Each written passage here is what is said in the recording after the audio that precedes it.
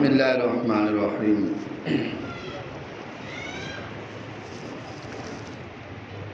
جو احباب جو حضرات سنتوں سے فارغ ہو گئے ہیں وہ آگے بڑھنے کی کوشش کریں۔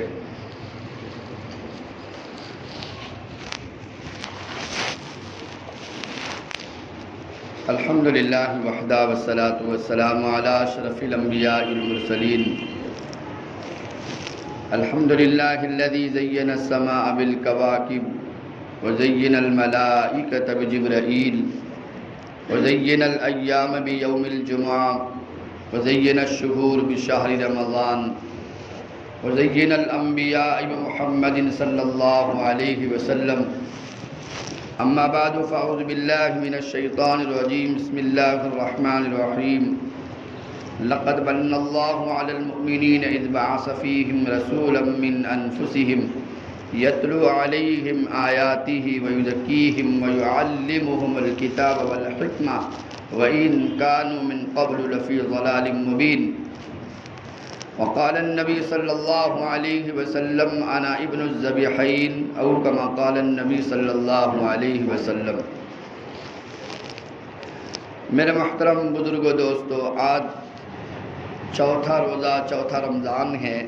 اللہ کے فضل سے مختصر گزشتہ 3 ایام پر نظر ڈالتے ہوئے اپنے مضمون کو آگے بڑھاتے ہیں۔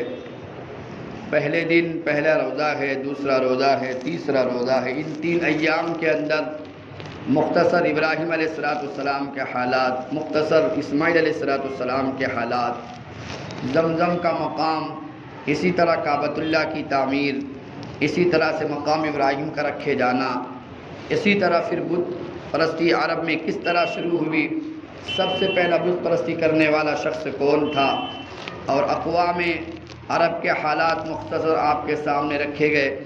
پھر ذو نواس کا قصہ ہے، ایسے ہی ابرہہ کی تباہی کا واقعہ گزشتہ کل ہوا۔ تو تقریباً ہم یہاں پہنچے تھے کہ ابرہہ کے واقعے کے بعد اب یہ اور اس بات کی طرف ہم سب کی نظر ہو کہ جس حسب نسب اعتبار سے جس خاندان میں اللہ تعالیٰ نے محمد عربی صلی اللہ علیہ وسلم کو پیدا کیا ہے، تو کیوں نہ ہم اس خاندان کی تھوڑی حالات ہو، تھوڑا تعارف ہو، اس امت کے سامنے ہو جائے اور لوگوں کے سامنے ہو جائے، تاکہ پتہ تو چلے اللہ نے اپنے حبیب کو کیسے عالی نسب کے اعتبار سے، اعلیٰ خاندان کے اعتبار سے، حسب نسب کے اعتبار سے اعلیٰ ہو، شہر بھی دیا تو اعلیٰ ہو، ہجرت کا مقام بھی اعلیٰ ہو، ماں آمنہ جیسی ملی ہو، باپ کا نام عبداللہ ہو، دادا جس کو مطلب ملا ہو۔ بہرکیف مختلف احوال معلوم کر کے آپ کو پتہ چلے گا کہ دنیا کی کائنات کی ہر شے اگر آپ غور سے دیکھیں گے اور اس کے پیچھے جستجو میں پڑیں گے تو وہ سب کے سب چیزیں محمد مصطفیٰ کا پتہ آپ کو مجھے بتاتی ہے، اور یہ ساری رنگینیاں اس کا ایک ایک کرنے محمد مصطفیٰ کی ذات کی طرف اشارہ کرتی ہے کہ یہ کائنات سجی ہے تو صرف محمد عربی صلی اللہ علیہ وسلم کے لیے۔ جیسے جیسے آپ آگے بڑھیں گے تو آپ کو یہ بات عیا ہوتی چلی جائے گی کہ یہ کائنات کا زمین کا بچھانا ہو، آسمان کی بلندی ہو، لیل و نہار کی گردش ہو، انسان کو جینے کے اسباب ہو، صرف جو ملا ہے ایک نبی محمد مصطفیٰ صلی اللہ علیہ وسلم کی طفیل ملا ہے۔ تو آج آپ کے سامنے مختصر اللہ کے نبی صلی اللہ علیہ وسلم کے خاندان کے مختصر حالات رکھنا ہے، ورنہ اللہ فرماتے ہیں لقد من اللہ علی المؤمنین، اے ایمان والو ہم نے تم پر احسان کر دیا، ہمارا نبی، ایک نبی میں نے تم کو دے دیا۔ اب احسان کر کے جتلانے سے اللہ نے خود منع کیا ہے، یا ایھا الذین آمنو، اللہ خود فرماتے اے ایمان والو کہ تم احسان کر کے جتلاؤ نہیں، اس سے اللہ نے خود منع کیا ہے، لیکن اللہ خود احسان کر کے ایمان والوں کو جتلا رہے ہیں کہ میں نے تم پر احسان کر دیا کہ اپنا حبیب محمد مصطفیٰ تمہاری جھولی میں ڈال دیا۔ اس سے نبی فرمایا کرتے انکم حظی من النبیین، انکم حظی من الامم وانا حظکم من النبیین، ساری کائنات سے چھانٹ کر اللہ نے تم کو میری امت میں پیدا کیا ہے اور مجھے سارے نبیوں سے چھانٹ کر اللہ نے تمہارا نبی بنایا ہے۔ تو انتخاب اللہ نے کیا ہے، ورنہ میں آپ اس لائق تو نہیں تھے کہ محمد عربی صلی اللہ علیہ وسلم جیسا نبی مجھے آپ کو ملتا۔ اس لیے احسان اللہ تعالیٰ کا بہت بڑا مجھ پر آپ پر ہے احسان کیوں ہے؟ اللہ سے سوال کرو، اللہ آپ احسان جتلاتے ہیں حالانکہ آپ نے خود منع کیا ہے۔ تو اللہ تعالیٰ فرما رہے ہیں کہ میرے خزانے میں سورج مانگو تو ہزاروں پڑے ہیں، میرے خزانوں میں چاند مانگو تو ہزاروں پڑے ہیں، عزتیں تم مجھ سے مانگو عزتیں کے خزانے بھرے پڑے ہیں، سونے چاندی کے انبار مانگو میرے خزانے بھرے پڑے ہیں، دنیا کی جو شے مانگو میرے خزانے اس سے بھرے پڑے ہیں، لیکن میرے خزانے میں محمد مصطفیٰ ایک ہی تھا، وہ بھی میں نے تم کو دے دیا تو احسان نہ کیا تو کیا کیا؟ تو بہرکیف اللہ کا احسان ہے کہ اللہ نے محمد صلی اللہ علیہ وسلم مجھے آپ کو دے کر احسان کیا ہے۔ تو ہم آتے ہیں نبی صلی اللہ علیہ وسلم کے خاندان کی طرف۔ اگر بہت پیچھے سے شروع کرے تو کہانی لمبی ہوگی، تو دل چاہ رہا ہے، رحیق مختوم ایک کتاب ہے، اس کو 1200 کتابوں کے اندر جو عرب کے اندر مسابقہ ہوا تھا، 1200 کتابوں کے اندر اللہ تعالیٰ نے اس کتاب کو وہ شرف بخشا ہے کہ اس کتاب کو 1 نمبر سے پوری دنیا میں نوازا گیا ہے۔ رحیق مختوم آپ بھی شوق سے پڑھ سکتے ہیں، بہت مختصر لیکن نبی صلی اللہ علیہ وسلم کے بڑے جامع حالات لکھے گئے۔ مولانا عبد الرحمن مبارک پوری، مولانا صفی الرحمن مبارک پوری رحمۃ اللہ علیہ کی لکھی ہوئی کتاب ہے، تو اس کتاب کو پڑھنی چاہیے۔ اس کتاب میں اگر حالات بہت لمبے چلے جائے تو بہت سیرت پر آتے آتے ٹائم لگ جائے گا، تو دل چاہتا ہے کہ ہاشم جو نبی صلی اللہ علیہ وسلم کے جد امجد ہے وہاں سے شروع کرتے ہیں تاکہ نبی کا خاندان میرے آپ کے سامنے رہے۔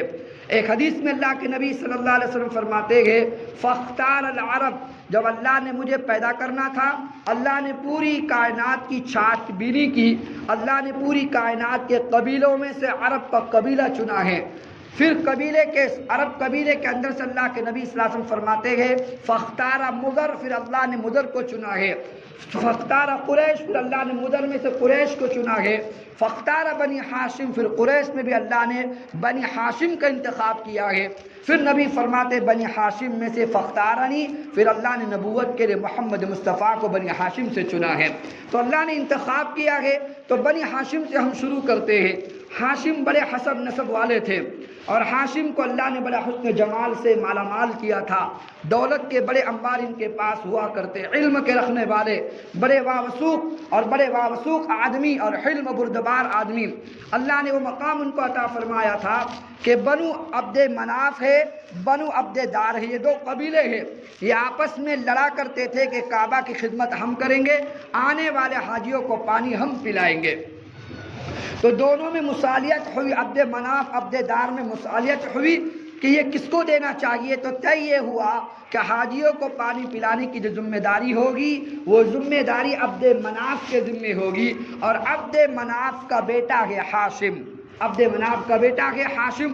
ادھر سے چلو نبی کی طرف سے محمد صلی اللہ علیہ وسلم بن عبداللہ بن عبد المطلب بن ہاشم بن عبد مناف، تو عبد مناف کے بیٹے کے ہاشم کے ذمہ آتی ہے حاجیوں کو پانی پلانے کے، اپنے باپ کے بعد وہ ذمہ داری ہاشم کے ذمہ آتی ہے۔ ہاشم کے معنی ہے توڑنے والا، کیا مطلب؟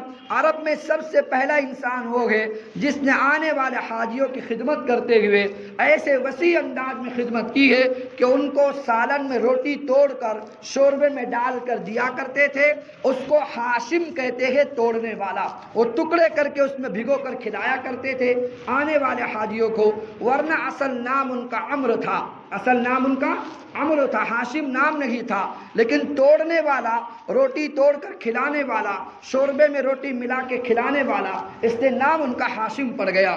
بہرکیف اللہ نے بڑا وثوق ان کو عطا فرمایا تھا۔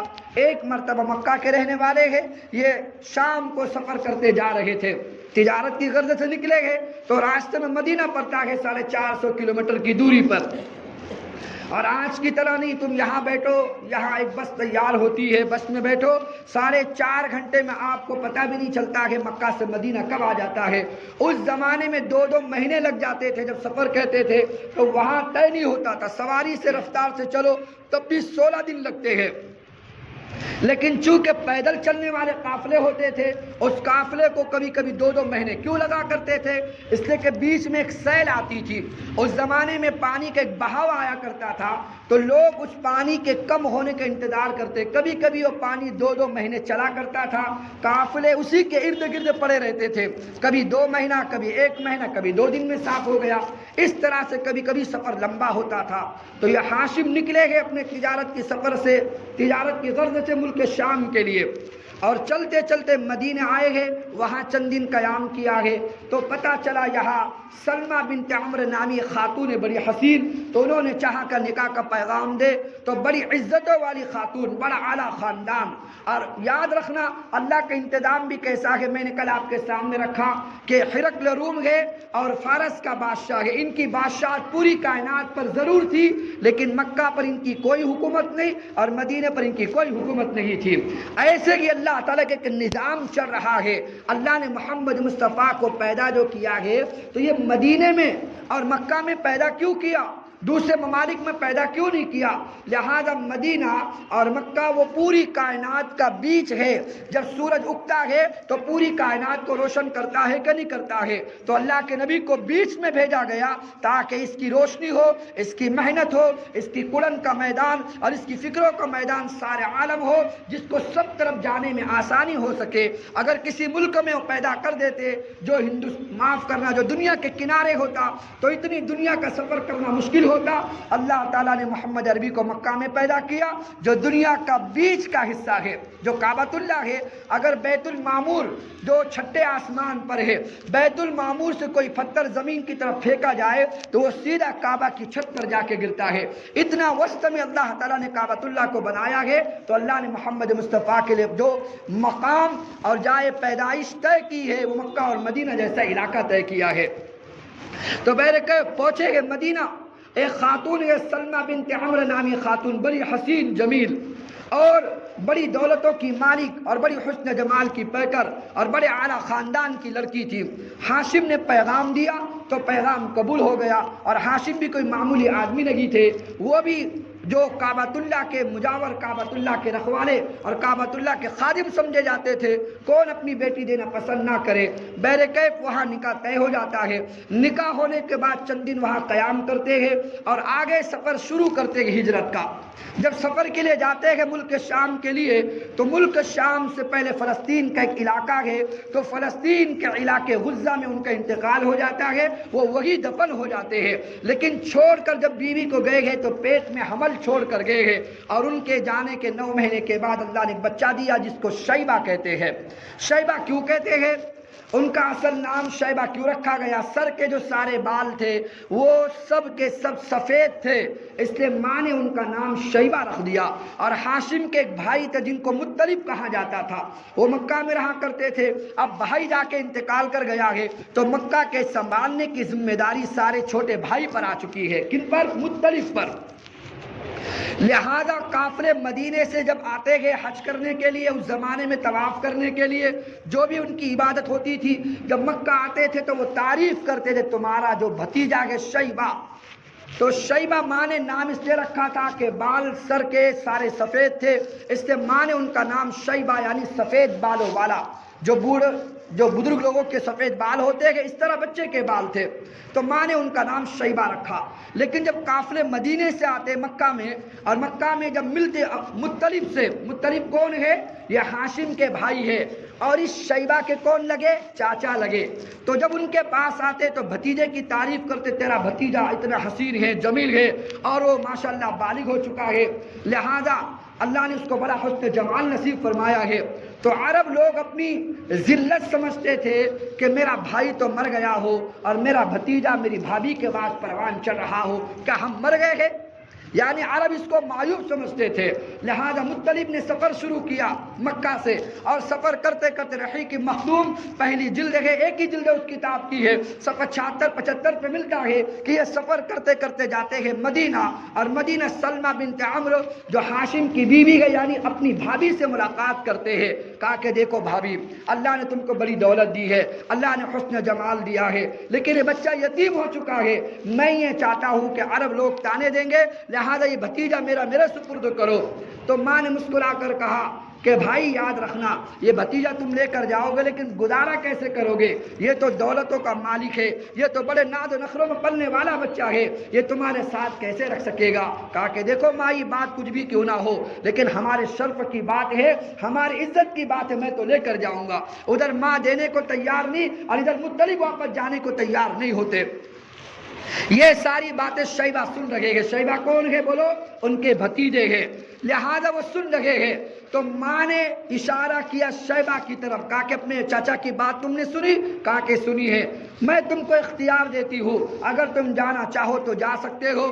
اس لیے کہ مطلب نے کہا میں اپنے بھتیجے کو اس جگہ لے جا رہا ہوں جو اس کا باپ ہاشم اس گھر کا خادم تھا، اور وہاں حاجیوں کو پانی پلایا کرتا تھا اور لوگوں کو سرید اور اس میں روٹی کے ٹکڑے ڈال ڈال کے لوگوں خدمت کیا کرتا تھا۔ میں یہ چاہتا ہوں کہ میرا بیٹا، میرا بھتیجا جو شیبہ ہے، وہ بڑا ہو کر وہی کام سنبھالے جو اس کا باپ ہاشم سنبھالا کرتا تھا۔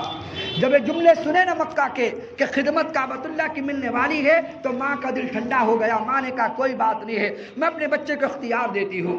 بچے کی طرف دیکھا، بچے نے ماں کی طرف دیکھا، اور ماں کی طرف دیکھ کر بچے نے کہا کہ دیکھو اماں، بچہ جب ماں کی گود میں ہوتا ہے تو ذمہ داری ماں کی ہوتی، اس کو سنبھال کے پروان چڑھانا۔ اب میں کوئی گود کھیلتا بچہ تو ہوں نہیں، اب تو میں قدم چلنے والا ہوں، اگر مجھے سمجھ بوجھ اللہ نے دے رکھی ہے، لہذا میں اپنے چاچا کے ساتھ جانا چاہتا ہوں۔ ماں نے کہا بیٹے جب تو نے تیار کر لیا ہے اپنے من کو، تو پھر میں تجھے بھیجنے کو تیار ہوں۔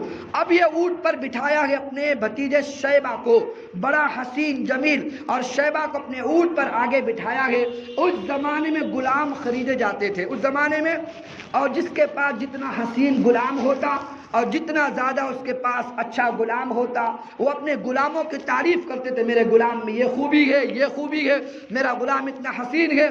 تو جب وہ مطلب جو چاچا ہے اپنے بھتیجے شیبہ کو جب مکہ میں داخل کرنے لگے، تو شیبہ اونٹ کے آگے بیٹھے ہوئے ہیں اور چاچا پیچھے بیٹھے ہوئے ہیں۔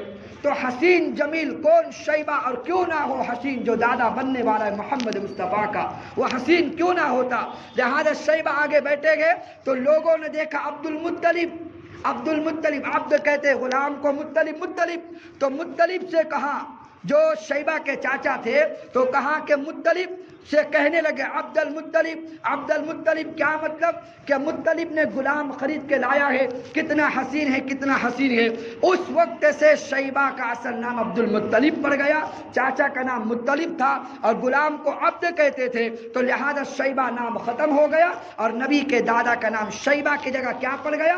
عبد المطلب پڑ گیا۔ لہذا اپنی زندگی گزارنے لگے۔ یہاں عبد المطلب ایک مرتبہ یمن گئے تھے سفر میں، رومان نامی ایک جگہ آتی ہے، وہاں ان کا انتقال ہوا اور وہ وہی مدفون ہے۔ اور لیکن جب اپنے چاچا کے مرنے کے بعد کعبہ کی ساری ذمہ داری یہ آتی ہے کس کے ذمے؟ عبد المطلب کے ذمے۔ اب جو بڑے ہو چکے ہیں، ان کی ایک فکر رہا کرتی تھی، ایک کڑن رہا کرتی تھی۔ دیکھو میں آپ کو یہ کہنا چاہ رہا ہوں، سب کچھ جو ہو رہا ہے ایک محمد عربی صلی اللہ علیہ وسلم کے ذریعے سے اور ان کی نسبتوں کی وجہ سے اور ان کے طفیل میں ہو رہا ہے کہ ہر کڑی ایسے جڑتے جاتی ہے جیسے دھاگے کو کسی موتی میں پرویا جاتا ہے، تسبیح جیسے دھاگے پورے جاتے ہیں۔ یہ خود بخود نہیں ہوتا، یہ اتفاقی طور پر نہیں ہوتا، اور اس بچے کا نام عبد المطلب خود بخود نہیں پڑا اور اس کو ایسے ہی مکہ نہیں لایا گیا۔ اللہ نے کچھ کام لینا تھا، اللہ کڑیوں کو خود بخود جوڑ رہے ہیں اور کائنات کا نظام چلا کر بتانا چاہ رہے ہیں کہ تم سب جو فکروں میں لگے ہو اس کے آنے والے مہمان کے مطابق کہ جو کائنات کا سردار تم میں پیدا ہونا ہے۔ تو بہرکیف اللہ کے نبی صلی اللہ علیہ وسلم کے دادا عبد المطلب کی فکر رہا کرتی تھی، وہ زمزم کا کنواں جس کو اسماعیل علیہ السلام کے ایڑی کے ذریعے سے فرشتے جبرائیل کے پر کے ذریعے سے اللہ نے کھولا تھا، وہ بنو جو مخزوم جو تھے اور بنو مخزوم کے ذریعے سے جو سارا کا سارا کنواں بند ہو گیا تھا، جس میں تلواریں اور ہرنوں کے بڑے بڑے سر ڈال کر اور جس میں پتھروں سے دبا کر اور سارے حالات کی گردش نے اس کنویں کا نام و نشان مٹا دیا تھا۔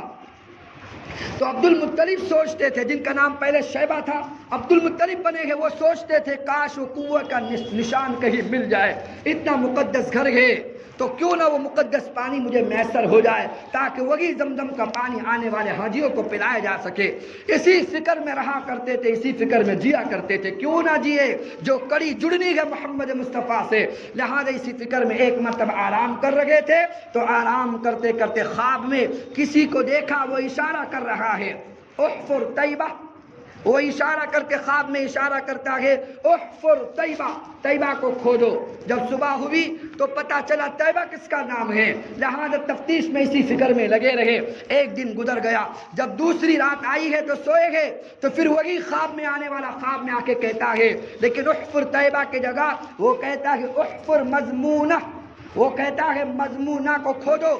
تو وہ پریشان ہے کہ طیبہ کیا ہے، مضمونہ کیا ہے۔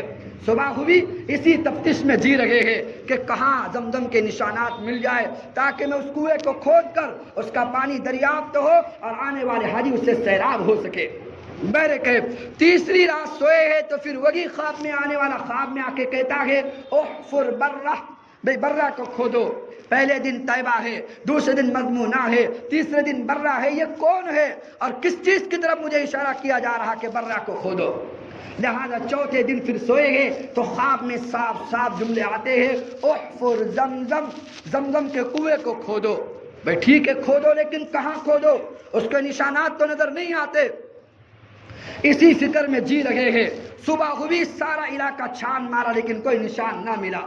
تو 6-7 دن گزرنے کے بعد پھر وہی خواب میں آ کے کہتا احفر بین الفرس والدم، پھر کہنے لگے وعند نکرت الغراب العاصم وعند قریۃ النملہ، وہ کہنے لگا کہنے والا کہ بھئی جو گوبر ہوتا ہے، خون ہوتا ہے، اس کا نشان ہوگا پاس میں ایک ایسا کوا جس کا ایک پر سفید ہوگا، ایک پر جس کا کالا ہوگا۔ غراب العاصم ایسے پرندے کو کہتے ہیں جس کا ایک پر کالا ہو اور ایک پر اس کا سفید ہو۔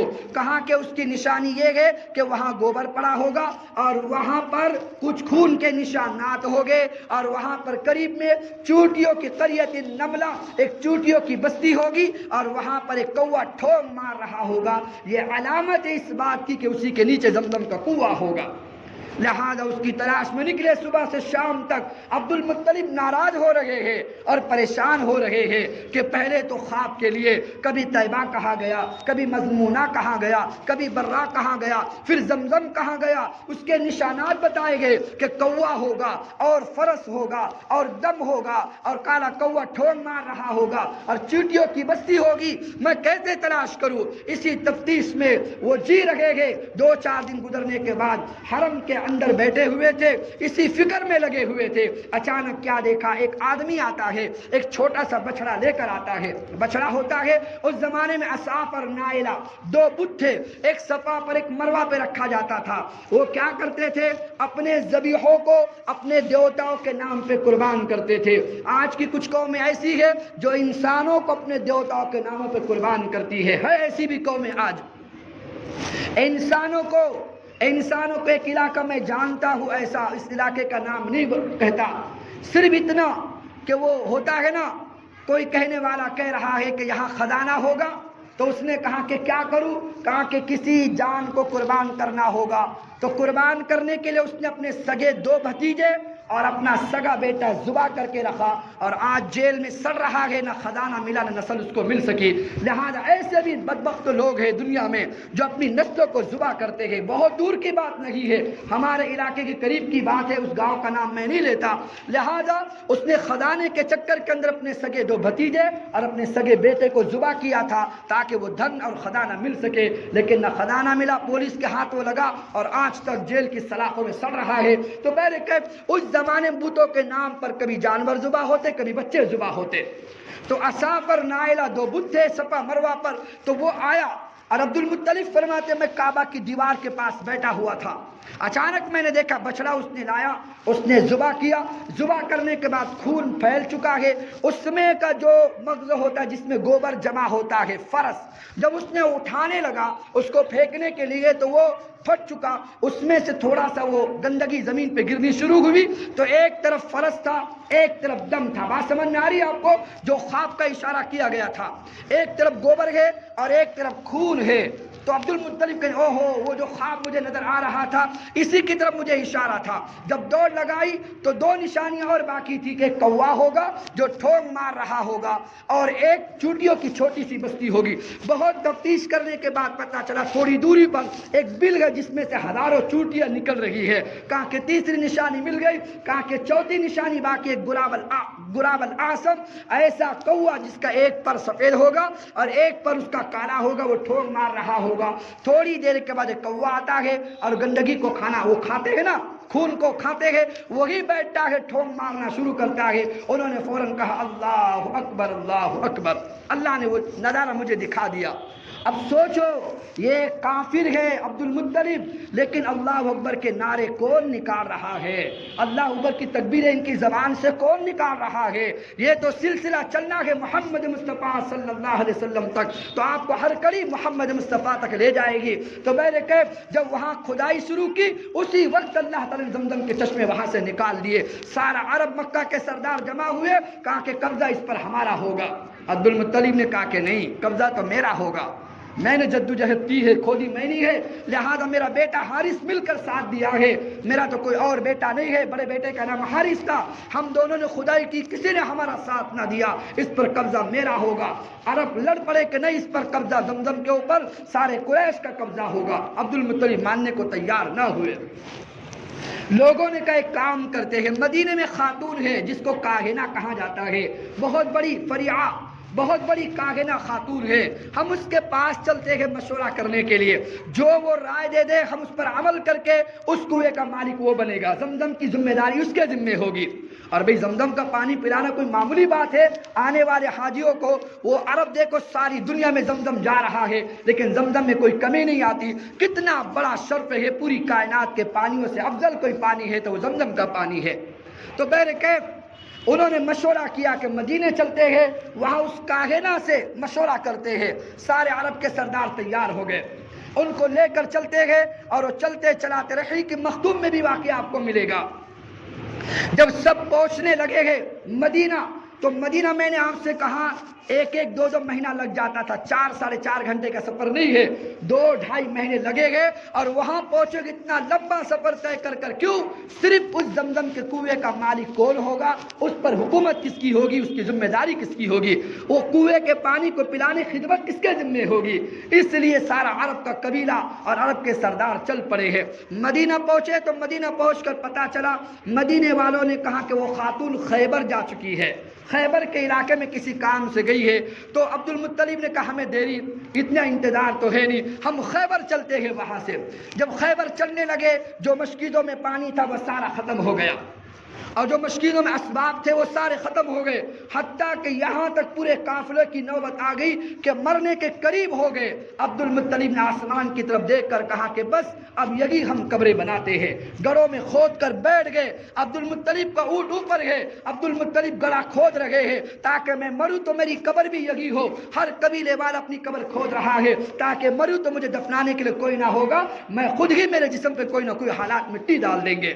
اس حالت میں پہنچ کر وہ وہی پر مرنے کے انتظار میں بیٹھے رہے. لیکن شام ہونے سے پہلے اچانک اس اونٹنی کو اٹھایا گیا جو عبد المطلب کی اونٹنی تھی. اونٹنی کے اٹھتے ہی اللہ نے وہاں سے معاف کرنا پانی کے چشمے ابال دیے تاکہ سارے زندہ رہے, کوئی مر نہ سکے. جب وہاں سے اونٹنی اٹھی ہے تو وہاں سے پانی کا چشمہ جاری اور ساری ہو گیا. سارے عرب قبیلوں نے پانی کیا. عبد المطلب تیرے کیا کہنے, تیری وجہ سے آج ہم سب کی جان بچی ہے. جب پہنچے خیبر اس خاتون کے پاس مشورہ کرنے کے لیے کہ زمزم کا کنواں ملا تو ہمیں ہے اور عبد المطلب اس کے بیٹے حارث نے خدائی کی ہے, لیکن ہم چاہتے ہیں کہ مالک اس کے ہم ہو اور اس پر ملکیت ہمیں نصیب ہو سکے. تو وہ خاتون نیچے سر جھکا کے بیٹھی تھی. اس نے کہا فیصلہ تو ہو گیا ہے. کہا کہ کیسا ہو گیا؟ کہا کہ دیکھو زمزم کی خدائی کے لیے خواب اللہ نے دکھایا ہے عبد المطلب کو, اور زمزم کو تلاش اسی نے کیا ہے. اور یاد رکھو زمزم اسی کی محنت سے ملا ہے. جب تم مر رہے تھے تمہارے مرنے کے لیے پانی بھی اسی کے اونٹنے کی بدولت ملا ہے, تو اب کس چیز کا فیصلہ کرتے ہو؟ اب تو بات صاف ہو گئی. سارے قبیلے والے متفق ہو گئے کہ ہاں جب مرنے سے پہلے پانی اس کے طفیل ملا ہے تو زمزم بھی اللہ نے اسی کے طفیل دیا ہوگا، اور عبد المطلب کو جو طفیل مل رہا ہے وہ محمد مصطفیٰ کے طفیل مل رہا ہے۔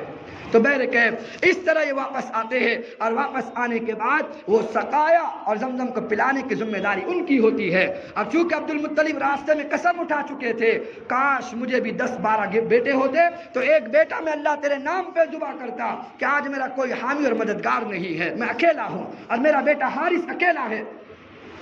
اللہ نے اس دعا کی بنیاد پر اللہ نے 11 بیٹے عطا فرمائے، 11 بیٹے عبد المطلب کو عطا فرمائے۔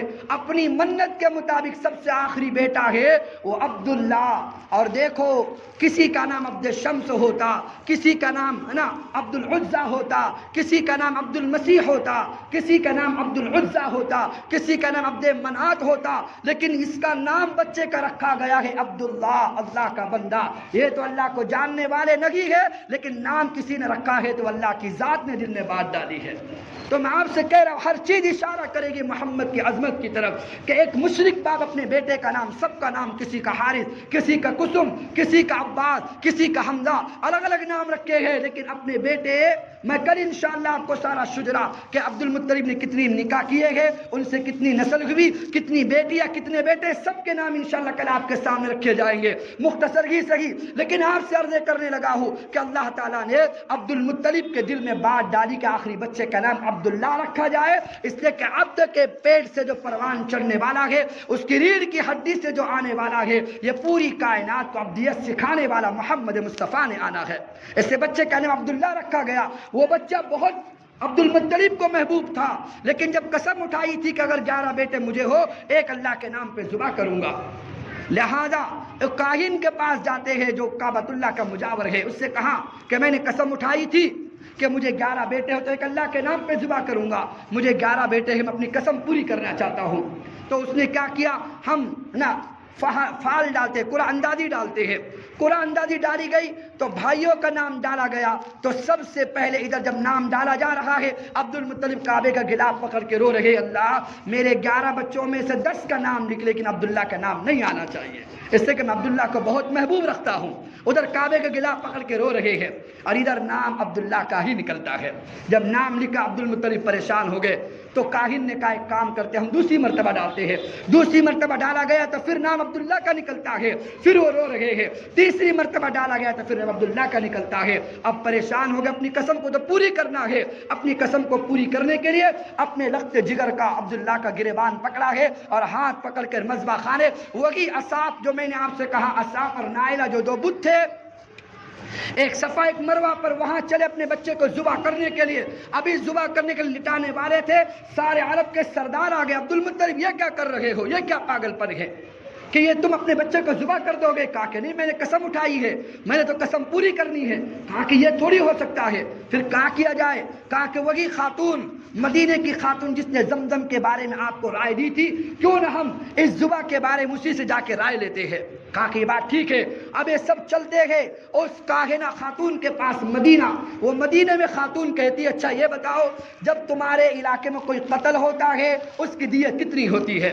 کہا کہ ہمارے علاقے میں جب کوئی مارا جاتا ہے اس کی دیت کے بدلے میں وہ 10 اونٹ دیت دیے جاتے ہیں، یعنی اس کے بدلے میں مرنے والے کو وہ 10 اونٹ دیے جاتے ہیں، اس کی دیت 10 اونٹ ہوتی ہے۔ تو کہا کہ ایک کام کرو، ایک آسان طریقہ ہے، ادھر عبداللہ کا نام لکھنا، ادھر 10 اونٹ کا نام لکھنا، ادھر قرآن اندازی ڈالنا، اگر 10 اونٹ نکل جائے تو 10 اونٹ ذبح کر دینا، عبداللہ کو چھوڑ دینا، اگر پھر عبداللہ کا نام نکلے ادھر 10 اونٹ اور بڑھا دینا، ادھر 20 ہو گئے، ادھر اکیلا عبداللہ ہوگا، لہذا عبداللہ کا نام نکلے تو پھر 30 اونٹ بڑھا دینا۔ اس طرح کرتے کرتے جب تک عبداللہ کا نام نکلتا رہے تم نے اونٹ کو بڑھاتے رہنا، لیکن عبداللہ کو مرنے نہ دینا۔ وہ خاتون بھی کہہ رہی ہے، لہذا واپس آتے ہیں، ہوتا ایسے ہی ہے کہ 10 اونٹ کی قرآن اندازی اور ادھر عبداللہ کا نام ڈالا جاتا ہے، پھر عبداللہ کا نام نکلتا ہے، اپنے بچے کو بچانے کے لیے 10 اونٹ اور بڑھائے جاتے ہیں، کتنے ہو گئے؟ یہ 20 ہو جاتے ہیں، پھر عبداللہ کا نام نکلتا ہے، یہ 30 ہو جاتے ہیں، پھر عبداللہ کا نام نکلتا ہے،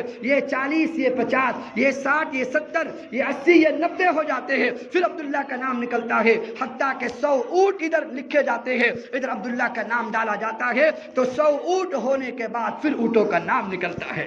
اللہ نے بتا دیا۔ پھر اللہ کے نبی فرماتے انا ابن الذبیحین، جو میں نے شروع میں حدیث آپ کے سامنے پڑھی تھی کہ لوگوں میں دو ذبیحوں کا بیٹا ہوں، ایک اسماعیل ذبیح اللہ ہے اور میرا باپ عبداللہ بھی ذبیح ہے۔ اللہ نے دونوں کو وہاں اسماعیل کو اللہ نے چھری کے نیچے بتایا تھا اس سے کہ محمد مصطفیٰ نے پیدا ہونا تھا، اور یہاں پر میرے باپ عبداللہ کو بچایا ہے کیونکہ محمد مصطفیٰ نے اس کی ریڑھ کی ہڈی سے پیدا ہونا تھا۔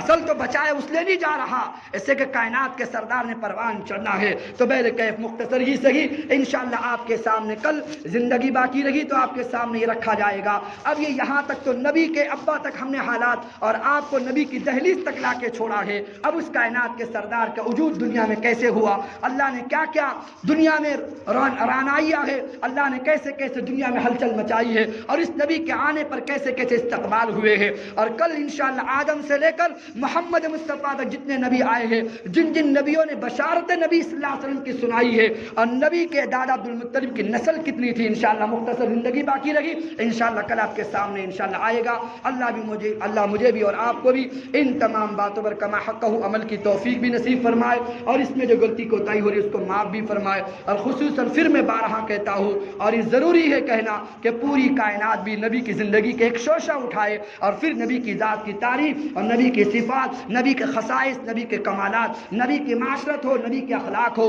نبی کا جینا اپنوں کے ساتھ، نبی کا جینا غیروں کے ساتھ، نبی کی مکی زندگی، نبی کی مدنی زندگی بیان کرنا شروع کرے۔ زندگی تو ختم ہو سکتی ہے اور آنکھ تو مٹ سکتے ہیں، قلم تو ٹوٹ سکتے ہیں، شاعری ختم ہو سکتی ہے، لیکن میرے اور آپ کے آقا مدنی کی صفات اور سیرت کوئی بیان نہیں کر سکتا۔ اس عاجزی کے ساتھ اس کے لیے ہمیں کوشش کرے روزانہ یہ سیرت کے عنوان پر، یہ آج چوتھا روزہ ہے، الحمدللہ مسجد سعادات میں یہ سلسلہ شروع ہوا ہے۔ ہم یہ کوشش کریں کہ ہمیں پڑھنے کی توفیق نہیں ملتی لیکن کم از کم سن ہی لے تاکہ زندگی کے لیے مجھے آپ کو مشعل راہ بن سکے۔ اللہ مجھے آپ کو تمام اعمال پر کا نام کہی ہوئی باتوں پر عمل کرنے کی توفیق نصیب فرمائے۔